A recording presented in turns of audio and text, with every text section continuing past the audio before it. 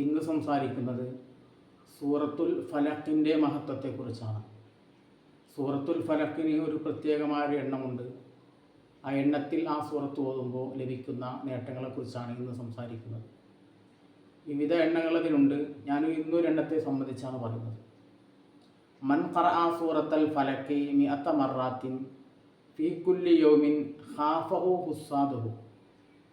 ഒരാൾ സൂറത്തുൽ ഫലക്ക് ഒരു ദിവസം 100 വട്ടം ചൊല്ലിയാൽ ശത്രുക്കൾ അവനെ ഭയപ്പെടുന്നതാണ്. അവൻ്റെ ശത്രുക്കൾക്ക് അവനെ കാണുമ്പോൾ തന്നെ പേടി വരും. വലം യുസ്ബിഹു സിഹ്റു, സിഹ്ർ അവന് എത്തുകയില്ല. അവന് സിഹ്ർ ആരെങ്കിലും ചെയ്താൽ അവൻ്റെ ശരീരത്തിൽ അത് ബാധിക്കുകയില്ല. അത്രക്കും വലിയ മഹത്വം സൂറത്തുൽ ഫലക്കിനുണ്ട്. സൂറത്തുൽ ഫലക്ക് പതിവാക്കുന്നതിലൂടെ നമ്മുടെ ഈമാൻ വർദ്ധിക്കുകയും ഇരുലോകത്തും നമുക്കതുകൊണ്ട് വിജയം സമ്പാദിക്കാൻ സാധിക്കുകയും ചെയ്യും.